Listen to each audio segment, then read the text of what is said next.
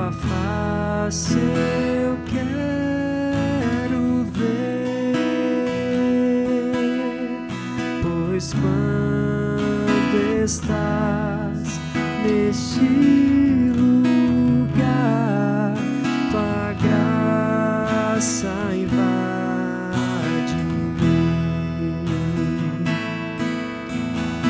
Acende a chama, ó Pai, que uma vez brilhou, brilhar, brilhar, resplandecer o meu primeiro amor.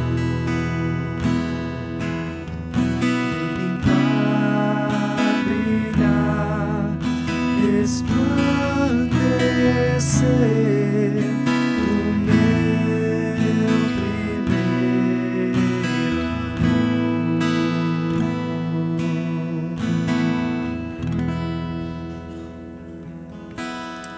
Aleluia.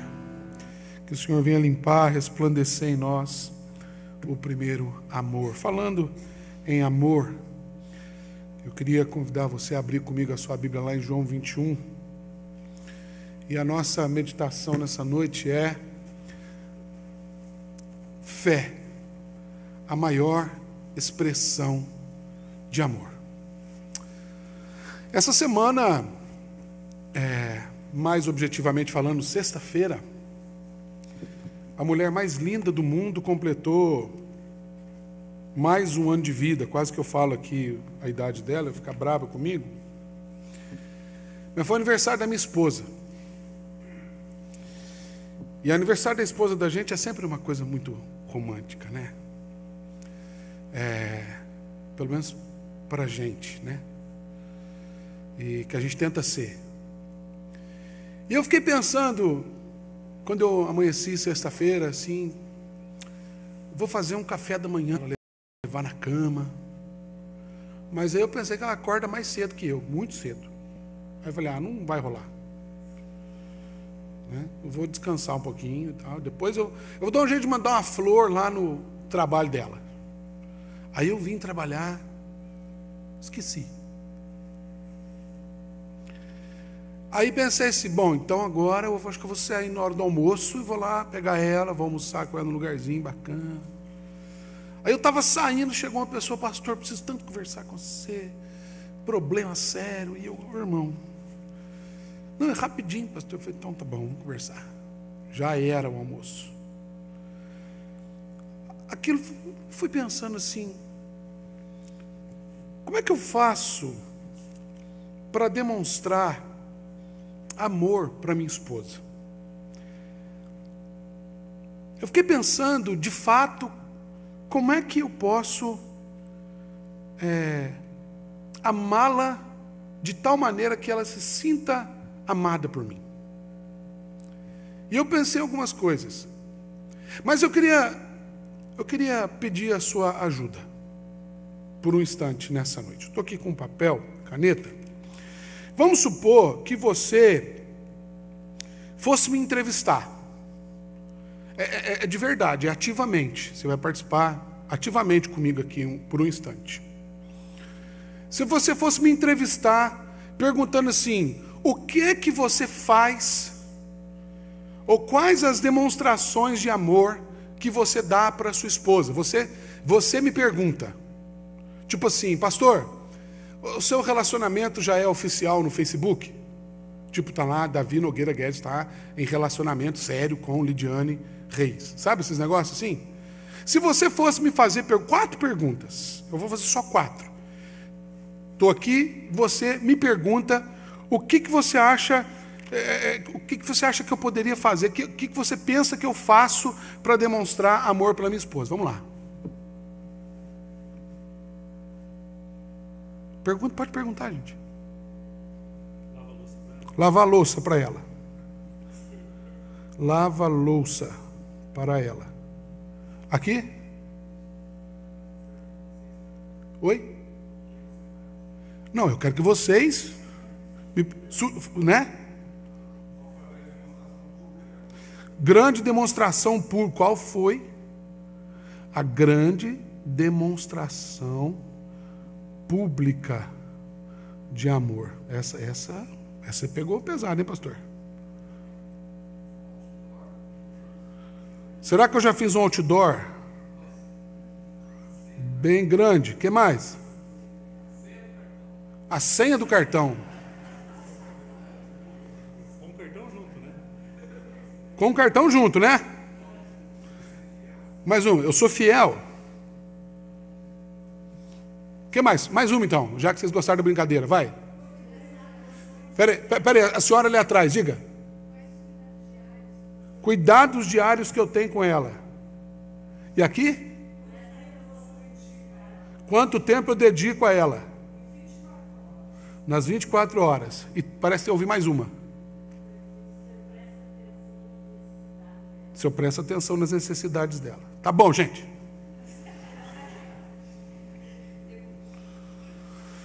Certo. Então eu anotei de verdade, olha. Eu vou prestar atenção nessas perguntas aqui. Não pode esquecer de mandar a flor, né, irmão? Não vou esquecer de mandar a flor. João 21, obrigado pela contribuição de vocês, queridos. Muito obrigado. João 21, versículo 15.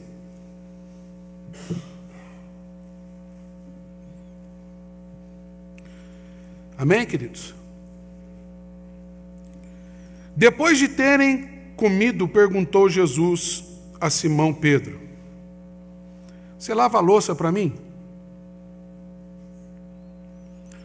Qual foi a grande demonstração pública de amor que você fez por mim, Pedro? Você já pôs um outdoor bem grande na cidade para demonstrar o seu amor por mim? Você já me deu o seu cartão com a senha? Eu acho que essa pergunta ele não faria para Pedro. Pedro, você é fiel a mim, Pedro? Pedro, quais são os cuidados diários que você tem comigo, Pedro? Pedro, quanto tempo você gasta comigo 24 horas por dia? Pedro, você presta atenção nas minhas necessidades? Em outras palavras, Pedro, você me ama mais do que esses outros? Ele respondeu: sim, Senhor, tu sabes que eu te amo. Ele lhe disse: apacenta os meus cordeiros. Tornou a perguntar-lhe pela segunda vez: mas Simão, filho de João, você me ama mesmo? Com tudo isso aqui, que eu já perguntei para você agora há pouco, você me ama de verdade, Pedro? Ele respondeu: sim, Senhor, tu sabes que eu te amo. Disse-lhe Jesus: pastorei as minhas ovelhas. Pela terceira vez, Jesus lhe perguntou: Simão, filho de João, tu me amas? Pedro entristeceu-se por ele lhe ter dito pela terceira vez: tu me amas? E respondeu-lhe: Senhor, tu sabes de todas as coisas. Tu sabes que eu te amo. Jesus lhe disse: apacenta as minhas ovelhas.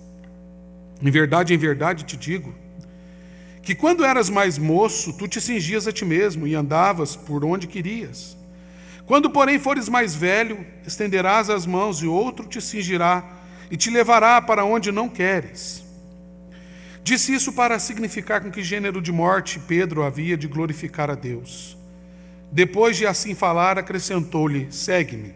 Então Pedro, voltando-se, viu que também o ia seguindo o discípulo a quem Jesus amava, o qual na ceia se reclinara sobre o peito de Jesus, e perguntou: Senhor, quem é o traidor? Vendo, pois, Pedro, perguntou a Jesus: e quanto a este? Respondeu-lhe Jesus: se eu quero que ele permaneça até que eu venha, o que te importa? Quanto a ti, segue-me. Então se tornou corrente entre os irmãos o dito de que aquele discípulo não morreria. Ora, Jesus não dissera que tal discípulo não morreria, mas se eu quero que ele permaneça até que eu venha, o que te importa?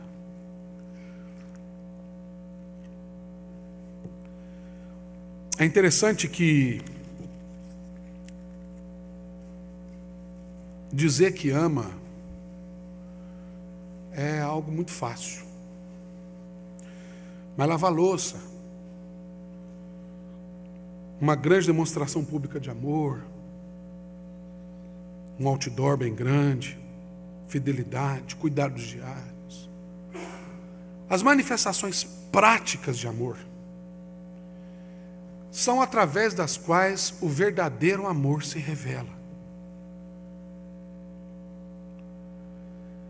E nessa noite eu queria, a partir dessa brincadeira que eu fiz, que é uma brincadeira séria, refletir com você o quanto de fato você entende o que significa amar a Jesus. E não é só você, não, eu, todos nós. O que significa isso? Esse texto que nós lemos, ele é um texto emblemático, marcante. João, que é possivelmente alguém que foi protagonista dessa cena aqui, aquele a quem Jesus ama, que reclinou a cabeça sobre o seu ombro, é o próprio João. Lá no final do Evangelho, ele diz isso. Ele se revela como esse a quem ele se refere. Mas fato é que a gente encontra esse texto que está inserido num momento muito especial. Pedro tinha negado Jesus, após ter reafirmado: não, Jesus, eu não vou te abandonar, eu te amo, eu estou contigo. Ele havia, de certa forma, até assumido um protagonismo diferente, uma liderança entre o discipulado, o grupo dos discípulos, o colégio apostólico. Mas ele tinha negado Jesus. E há um hiato de tempo que a gente não sabe o que aconteceu com Pedro. Depois que ele nega Jesus, a Bíblia não fala muitos detalhes, mas Jesus é preso, é levado, julgado, crucificado, morto.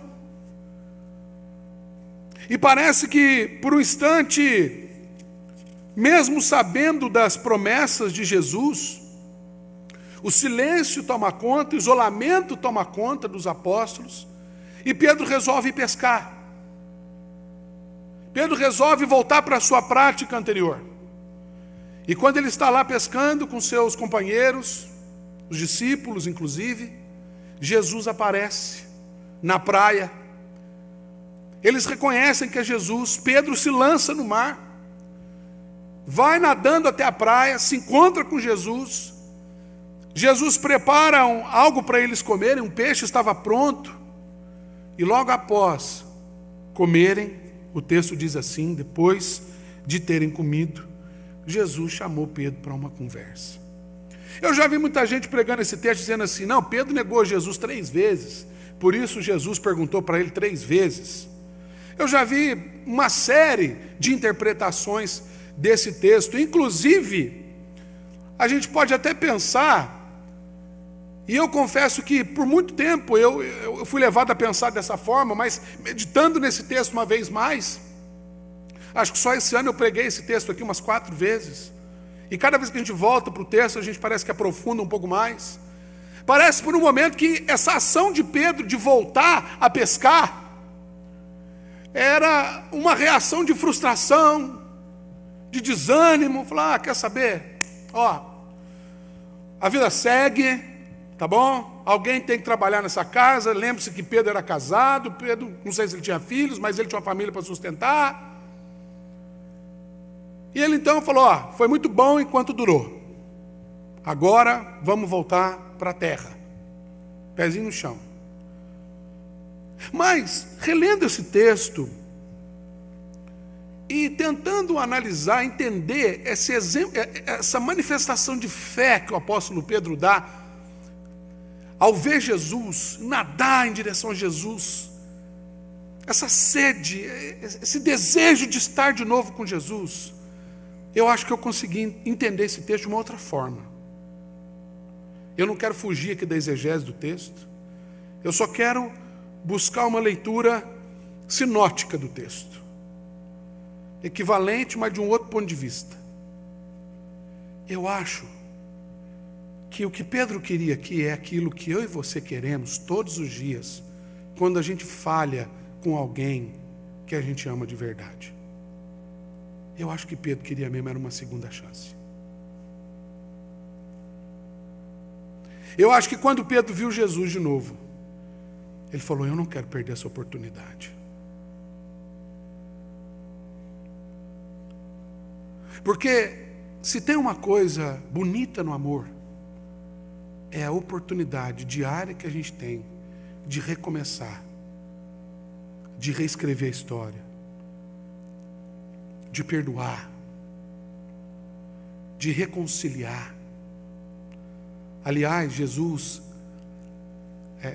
João, na sua primeira carta, se referindo ao amor de Jesus, em João 3,16, que diz que Deus amou o mundo de tal maneira que deu seu Filho unigênito para que todo aquele que nele crê não pereça, mas tenha vida eterna. Ele faz uma releitura e escreve em 1 João 3,16, João escreve: nisto conhecemos o amor, que Cristo deu a sua vida por nós, e nós devemos dar nossa vida uns pelos outros. O próprio Jesus disse: se me amais, guardareis os meus mandamentos. A Bíblia está repleta de versículos que parece que Jesus está nos chamando, nos convidando. Isaías capítulo 1 é um convite profundo do Senhor à caminhada, ao renovo, ao recomeço.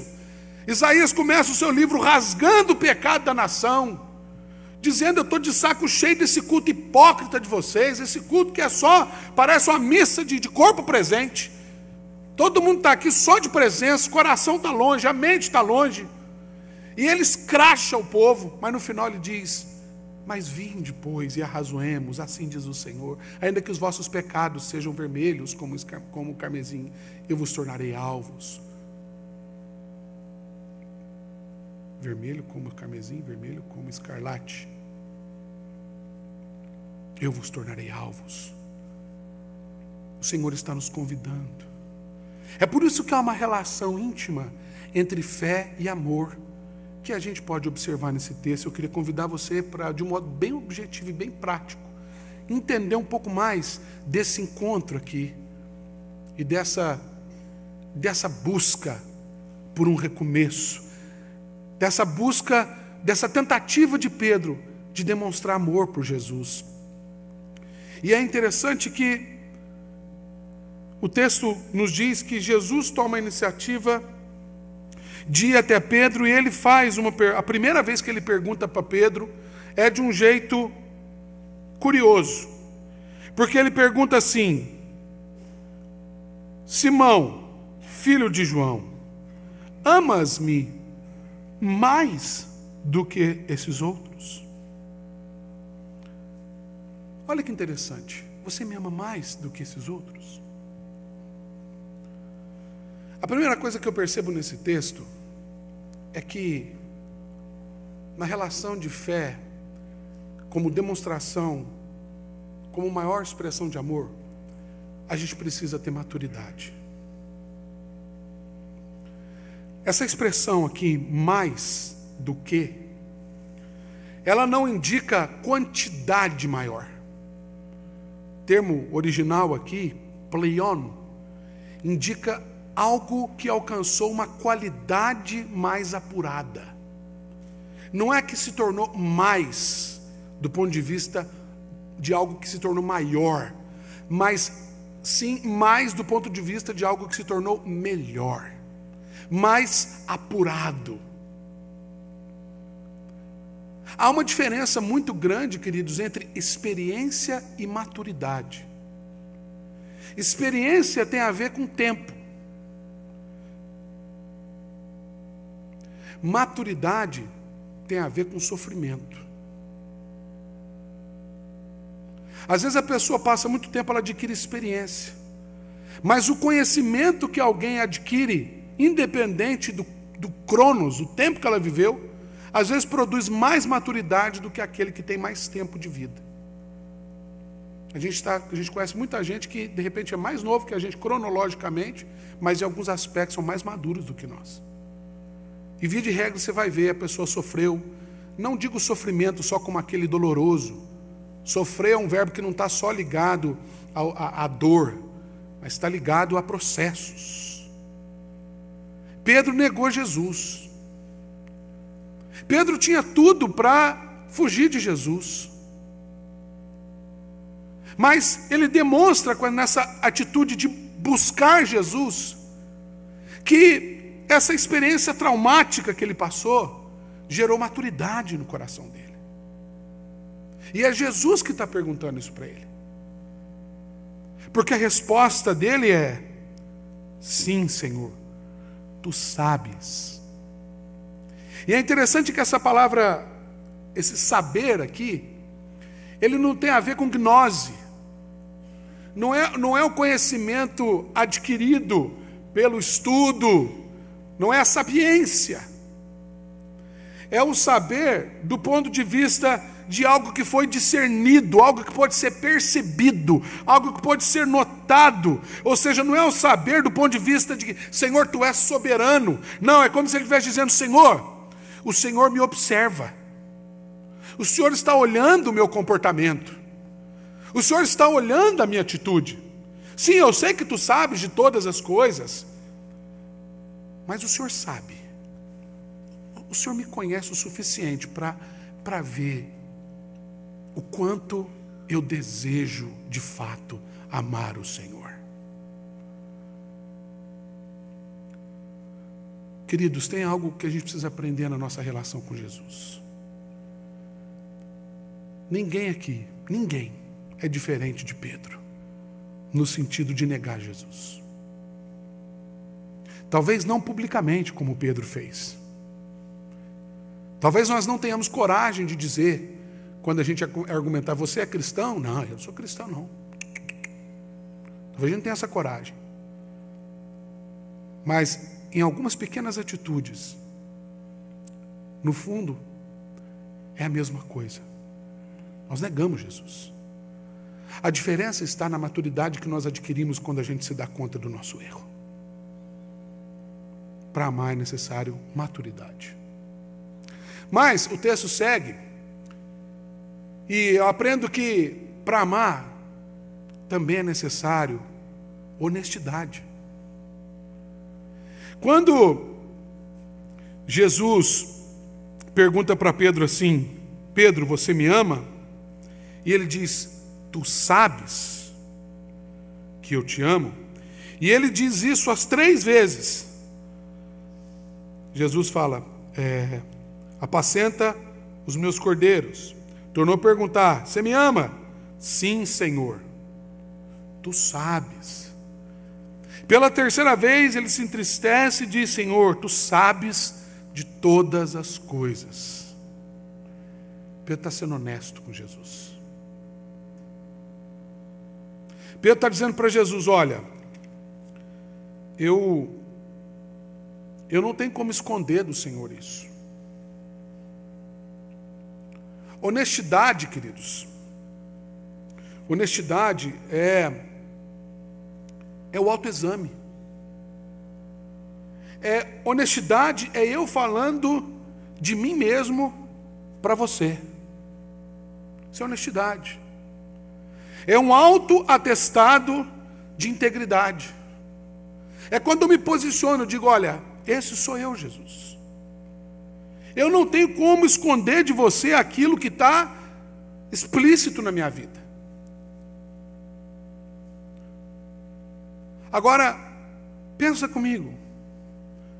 Quantos de nós não nos damos conta de que nós estamos diante de um Deus que, conforme Davi declarou no Salmo 139, sonda e conhece os nossos pensamentos, nosso coração, esquadrinha os nossos pensamentos. Diante de um Deus que a palavra nem chegou na nossa boca, e Ele já conhece toda. Pensa, do que adianta a falta de honestidade? Ah, pastor, mas quando é que eu estou sendo desonesto? Examine as suas orações. Examine as suas orações. Eu fiquei até um pouco preocupado com a declaração que o presbítero Cláudio deu aqui, também, que ele explicou depois direito, quando ele falou assim, o Deus presbiteriano é melhor que os outros. Eu falei, caramba, maior, né? Eu falei, isso aí é um negócio meio... Aí depois ele explicou. Porque se ele não explica, eu fiquei preocupado, não poder me correr na oração daquele fariseu, que batia no peito e dizia, Senhor, graças te dou, porque nós não somos como os demais. Graças te dou, porque isso, porque aquilo. Enquanto o publicano falava, Senhor, tem misericórdia de mim. De fato, o nosso Deus não é limitado. De fato, o nosso Deus não é limitado por aquilo que nós escondemos. Deus nos conhece. E amor implica em honestidade. Terceiro lugar, amor também implica em responsabilidade. E aqui a gente chega num ponto bastante interessante do texto. Porque quando eu falei sobre honestidade, só para pensar e entender a profundidade da responsabilidade que salta desse texto para nós, Jesus pergunta 3 vezes para Pedro se ele o ama. E aqui a gente tem um probleminha de gramática. Porque na nossa língua portuguesa, amar é amar. Amor é amor. É uma palavra só que a gente tem para amor. Mas na língua grega existem 3 palavras para amor. E quando está sendo traduzido para nós, tudo é traduzido por amor. Mas a verdade é que quando Jesus chega para Pedro pela primeira vez, ele pergunta assim, Pedro, você me ama? E a palavra que Jesus usa aqui para amor é agapós, que em grego quer dizer aquele amor sacrificial. Amar a ponto de se entregar para Jesus. E quando Pedro responde sim, isso é a primeira vez, ele responde sim, Senhor, tu sabes que eu te amo. A palavra amor que Pedro usa é filéu, que é aquele amor companheiro, de onde vem filosofia, filantropia. É o amor parceiro. Então é interessante que Jesus pergunta assim, Pedro, você me ama a ponto de se entregar por mim? Ele fala, não, eu te amo a ponto de ser parceiro. E o Senhor sabe disso. Eu achei que eu te amava a ponto de me entregar pelo Senhor. Mas eu preciso ser honesto. Essa mesma pergunta Jesus faz, essa mesma estrutura é a segunda pergunta. Ele fala, tá bom, Pedro, você me ama então? Com amor sacrificial? Ele pergunta pela segunda vez, ele pergunta, agapós. E Pedro responde, filós. Não, Senhor, eu não te amo a ponto de me sacrificar por ti. Eu te amo, estamos juntos, ó, é nós.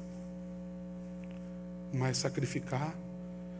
Mas na terceira vez, Jesus pergunta, Pedro, então você me ama com filéu. É por isso que o texto diz que Pedro se entristeceu. Mas não é um abatimento, é um cair em si.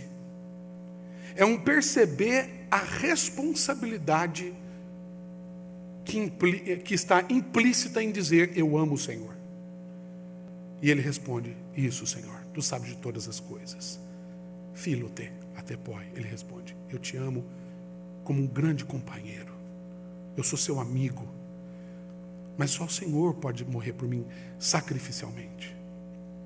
Mas aí, queridos, além dessa estrutura gramática, tem uma outra estrutura muito interessante no texto, gramática, porque quando Jesus pergunta no versículo 15, olha bem na sua Bíblia aí, ele pergunta assim, você me ama? Ele disse, eu te amo. Aí Jesus responde, apacenta os meus cordeiros. Note isso. Na segunda vez que Jesus pergunta, ele fala, eu te amo, Jesus responde, pastoreia as minhas ovelhas.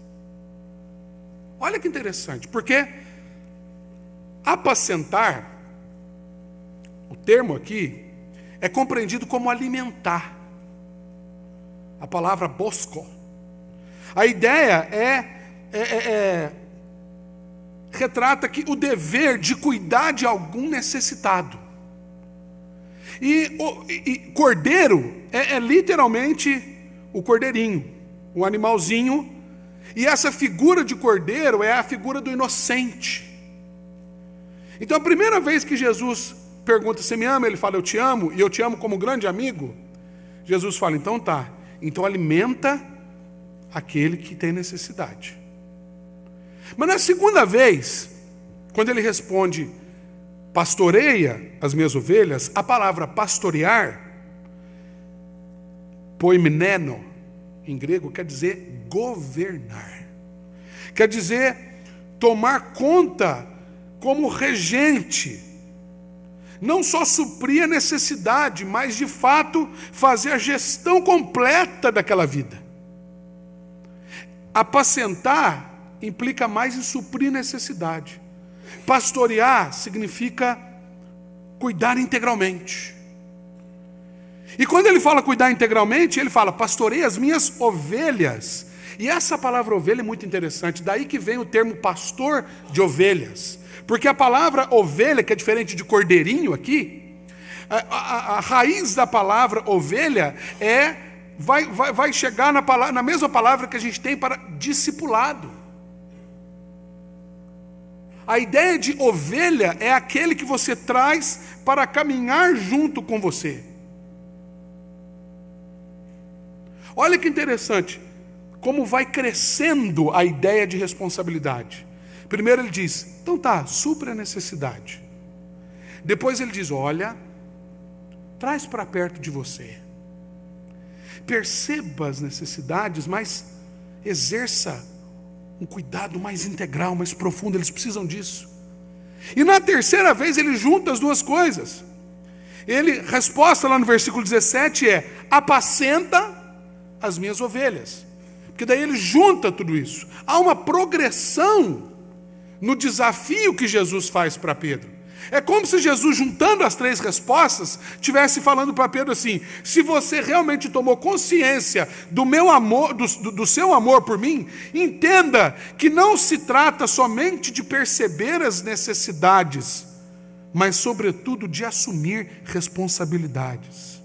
Porque amar é assumir responsabilidades. Toda relação exige isso, queridos. E era isso que Pedro não tinha entendido. Pedro queria andar com Jesus, mas sem compromisso de andar com Jesus. Em Mateus 16, Jesus pergunta assim para os seus discípulos. Você pode acompanhar se você quiser na sua Bíblia, a partir do versículo 26, se não me engano. Ele junta os discípulos e pergunta assim, quem que o povo diz que eu sou? E aí eles disseram, alguns dizem que o senhor é João Batista, parece com João Batista, outros Elias, ou Jeremias, alguns dos profetas, e o pessoal está meio confuso. Aí ele pergunta, mas e vocês, meus discípulos, minhas ovelhas? Quem dizeis que eu sou? Quem é que assume a frente e responde? O Pedro. Tu és o Cristo, um discurso gospel. Tu és o Cristo, filho. Eu imagino Pedro com o dedinho assim. Tu és o Cristo, filho do Deus vivo. Aí Jesus, bem-aventurado é Simão Barjonas, porque não foi nem carne nem sangue que tu revelaram, mas meu Pai que está nos céus. Em verdade te digo, tu és Pedro, sobre essa pedra edificarei uma igreja, e as portas do inferno não prevalecerão contra ela. Dar-te-ei as chaves do céu, que ligares na terra terá sido ligares nos céus, que desligares na terra terá sido desligado nos céus. Jesus dá uma aula de eclesiologia para Pedro. E aí parece que está tudo entendido. Aí Jesus pega e fala assim, agora que você entendeu, olha a semelhança com o texto, agora que você entendeu o que isso significa, agora então eu posso falar para você, que se você sabe que eu sou Cristo, você sabe que é necessário que eu seja preso, é necessário que eu vá sofrer, eu vou ter que morrer. Você se lembra, o Messias? Então, se você está dizendo que sou eu, aí Pedro, não, peraí. Não, aí não. Não, Pedro, você não está entendendo. Eu sou Cristo. Implica nisso, o discipulado. Quem quiser andar comigo tem que negar a si mesmo, tomar a sua cruz. Não, esse negócio, que história de cruz que é essa, Jesus? Deixa isso para lá. Até que Jesus tem que virar para ele e falar o que mesmo? arreda-te, Satanás, tu és para mim pedra de tropeço. Pedro só queria o bônus, não queria o ônus. Mas nesse diálogo, Jesus ajusta as coisas com Pedro. É por isso que a quarta lição é a sinceridade. Eu falei de honestidade lá atrás. Enquanto honestidade é quando eu falo de mim para você, eu sou honesto. Sinceridade é quando eu falo de você para você. Já viu quando você chega alguém para conversa e fala assim, não, seja sincero comigo. Aí a pessoa ainda pergunta, você quer que eu seja mesmo? Não pode ser sincero. Aí a gente fala. Está entendendo a diferença? Porque quando Jesus apertou esse parafusinho, olha o que ele diz então a partir do versículo 18. Depois dessa conversa progressiva, para Pedro entender de fato o que significa amar, depois que Jesus fala para ele que implica em assumir responsabilidades, ele diz isso subjetivamente, ele diz assim, então ele começa a ser sincero e fala assim, Pedro, em verdade te digo que quando você era mais moço, Pedro, tu te cingias a ti mesmo, você era cheio de verdade, você era a última palavra era sua, você queria pegar sempre a coxa do frango, Pedro, você queria ser sempre o privilegiado na história, mas andavas por onde querias, você fazia o que você era dono do seu nariz, Pedro. Porém, quando fores velho, estenderás a mão e outro te cingirá e te levará para onde não queres. É lógico que ele disse isso, aqui o próximo texto diz, para dizer que do gênero de morte que Pedro ia morrer, crucificado de ponta cabeça, depois a história da igreja vai ajudar a gente a entender isso aqui. Mas no final ele diz, segue-me. Depois de falar tudo isso, ele falou, quer saber de uma coisa? O mais importante é, segue-me. Amor implica em sinceridade, queridos. Amor implica em se dispor para ouvir o que o outro tem a dizer a nosso respeito. Não é só falar o que a gente pensa do outro. E na nossa relação com Jesus, isso é fundamental. Eu tenho a impressão que muitas vezes a gente vai orar e a gente chega e a gente fala, Senhor, aquela reza, Senhor, graças te damos por esse dia, tá? E a gente, aquele prelúdio da oração é sempre o mesmo. Aí a gente pede umas 3, 4 coisinhas, a maioria delas a mesma coisa. E como a gente tem pouco tempo, no final a gente fala em nome de Jesus, amém, e vai embora. Eu imagino Jesus falando assim, volta aqui que eu tenho coisa para falar, meu filho. E já foi. Nós temos um tanto de coisa para falar para Jesus, mas quando Jesus começa a falar para a gente começa, não é verdade, não veja bem, Jesus.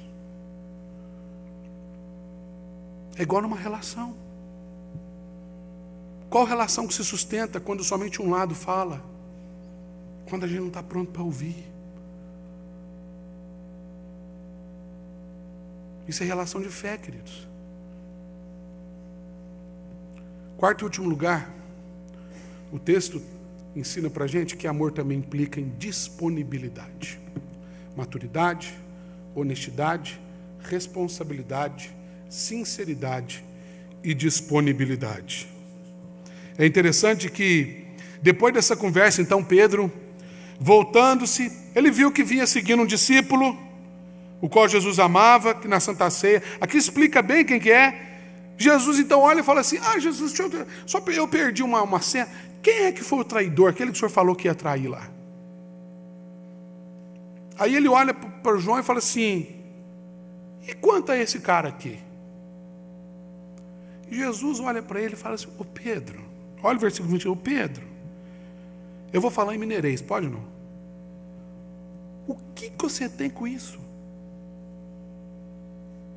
Isso não é problema seu, Pedro. Se eu quiser que ele viva, é problema seu. Se eu quiser que ele viva, se eu quiser que ele morra, se eu quiser que... Você, Pedro, me segue. O que isso tem a ver com disponibilidade? Tem a ver o seguinte, queridos.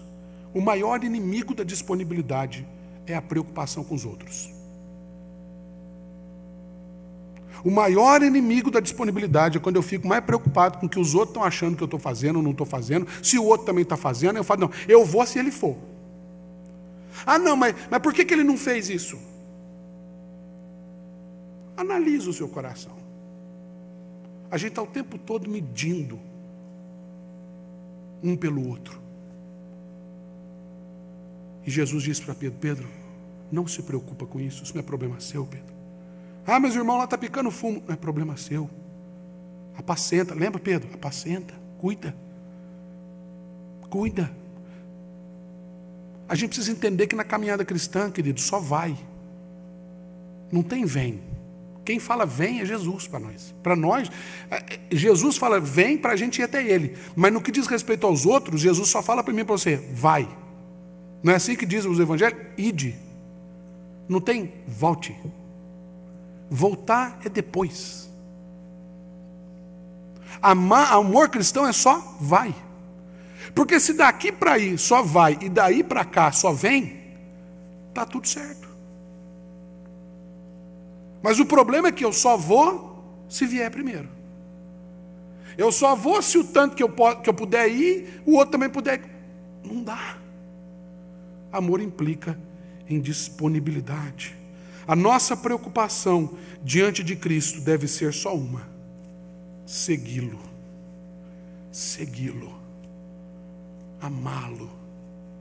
Com todas as nossas limitações. Segui-lo e amá-lo. Lavando louça. Com demonstrações públicas de amor. Um outdoor bem grande. Mandar flor. Eu vou pular a parte da senha do cartão. Jesus não precisa de cartão de crédito, né, gente? Sendo fiel, cuidado diário. É assim. É com maturidade. É com honestidade. É com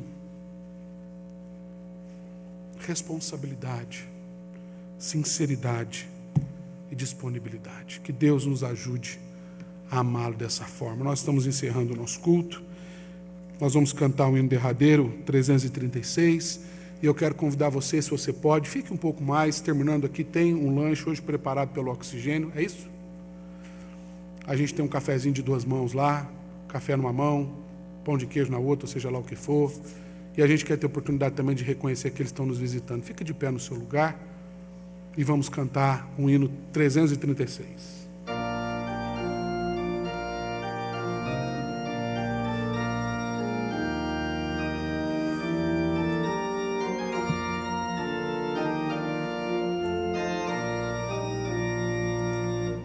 Eu perdido pecador, longe do meu Jesus, me encontrava sem vigor, a perecer sem luz. Meu estado Cristo viu, dando-me sua mão, e salvar-me conseguiu da perdição. Cristo me amou e me livrou. O seu imenso amor me transformou. Foi seu poder, o seu querer. Sim, Cristo Salvador me transformou. Minha vida, todo ser, quero lhe consagrar. Ao seu lado vou viver, o seu amor cantar. A mensagem transmitir aos que perdidos são. Venham todos já fluir a salvação. Cristo me amou e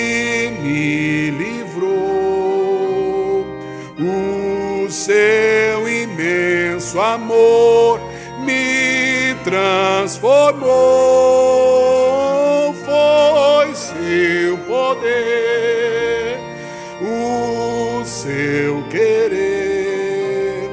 Sim, Cristo Salvador me transformou. Obrigado, Senhor Jesus, por esse amor incondicional, imensurável, esse amor sacrificial, perfeito com que Tu nos amas, ó Deus. E nós clamamos, ó Deus, ensina-nos a Te amar. Ensina-nos, ó Deus. Livra-nos de viver um amor frio, que não é fundamentado na fé. Amor é uma demonstração mais profunda de fé e vice-versa, porque nós não vemos o Senhor. Por isso é difícil Te amar. Mas o contrário não é verdadeiro, o Senhor nos vê e nos ama. O Senhor cuida de nós o tempo todo.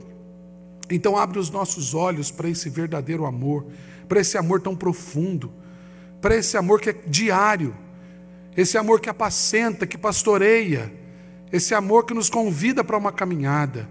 Ajuda-nos, ó Deus, a buscar maturidade, honestidade, a assumir responsabilidade.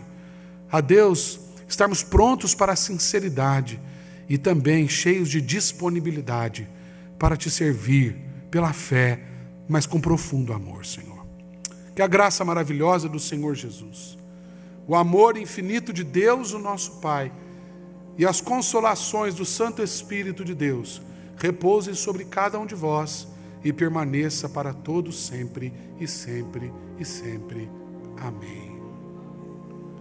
Vem, derrama a paz, vem, derrama as bênçãos sobre esse povo que se chama povo Teu. Dá-nos Teu amor, dá-nos Tua força, para que tentações não venham a nos desviar. E a glória seja dada a Ti, pelo que tens feito, pelo que tens sido, pelo que farás em nós. E a glória seja dada a Ti, pelo que tens feito, pelo que tens sido, pelo que farás em nós, pelo que farás em nós. Deus abençoe você, um bom domingo, uma ótima semana, em nome de Jesus.